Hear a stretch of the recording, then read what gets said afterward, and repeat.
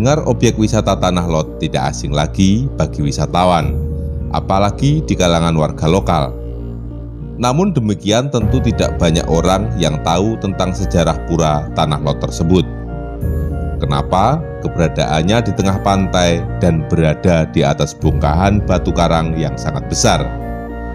Kalau air laut sedang pasang, maka pura ini dikelilingi oleh air laut, sehingga warga yang akan sembahyang tidak bisa masuk ke area pura. Pura Tanah Lot ini cantik dan indah berlatar belakang Samudra India, sehingga tidak heran menempati jajaran objek wisata di Bali yang paling populer dan favorit sebagai tujuan tur di Pulau Bali. Setiap pura di Bali memiliki latar belakang dan sejarah masing-masing, baik itu sejarah yang tertulis dalam prasasti atau lontar-lontar kuno, atau bahkan berasal dari legenda yang diyakini sampai sekarang ini. Seperti halnya Pura Tanah Lot, berdirinya pura ini berawal dari perjalanan pendeta suci yang berasal dari kerajaan Majapahit yang berada di tanah Jawa. Beliau bernama Danghyang Nirarta atau Danghyang Dwijendra. Sebagai pendeta suci, beliau juga seorang tokoh dalam menyebarkan ajaran agama Hindu.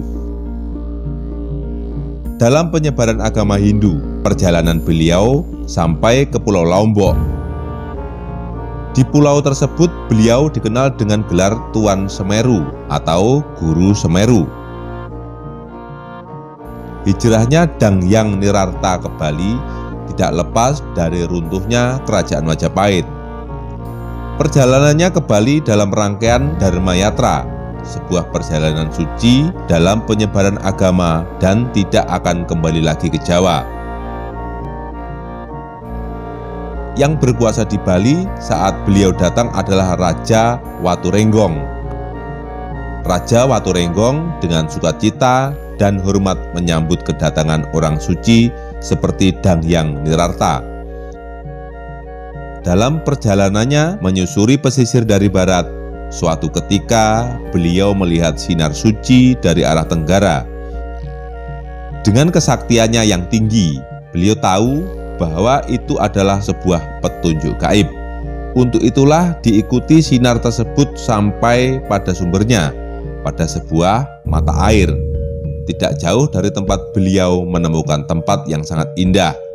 Sebuah bongkahan batu karang besar berbentuk seperti burung yang dinamakan Gili Beo. Di gili inilah Danghyang Nirarta melakukan meditasi dan mendekatkan diri dengan Tuhan dan memuja dewa penguasa laut. Gili Beo ini terletak di pinggir pantai wilayah Desa Baraban. Desa ini sendiri dikuasai oleh seorang bandesa, pemimpin desa yang sangat dihormati warga dan terkenal sakti. Pemimpin desa tersebut bernama Bandesa Baraban Sakti. Warga yakin dan percaya dan bersandar pada seorang pimpinan seperti Bandesa Baraban yang menjadi utusan Tuhan. Untuk itulah Bandesa Baraban sangat disegani oleh warga dan memiliki banyak pengikut. Namun dengan kedatangan Danghyang Nirarta ke Desa Baraban, banyak warga termasuk juga pengikut Bandesa yang ikut ajaran Danghyang Nirarta. Melihat ini, Bandesa Baraban menjadi marah dan mengajak pengikutnya untuk mengusir Danghyang Nirarta.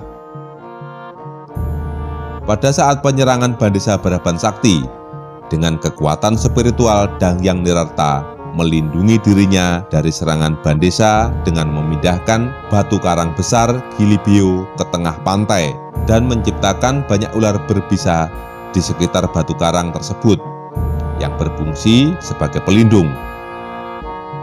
Sampai sekarang keberadaan ular laut tersebut masih bisa ditemukan. Warnanya hitam dengan belang-belang kuning dan berekor pipih.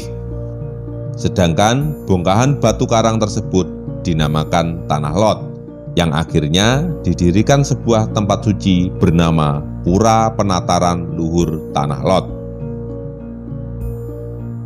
Menyaksikan kesaktian dan kekuatan spiritual Danghyang Nirarta, Bandesa Baraban menjadi kagum dan akhirnya menjadi pengikut setia sang pendeta dan ikut membantu penyebaran agama Hindu kepada warga setempat. Sebagai tanda jasa sang bandesa dalam membantu penyebaran agama, maka sang pendeta memberikan sebuah keris bernama Jara Menara atau keris Ki Baru Gajah. Sampai saat ini, keris tersebut tersimpan dengan baik di Puri Kediri.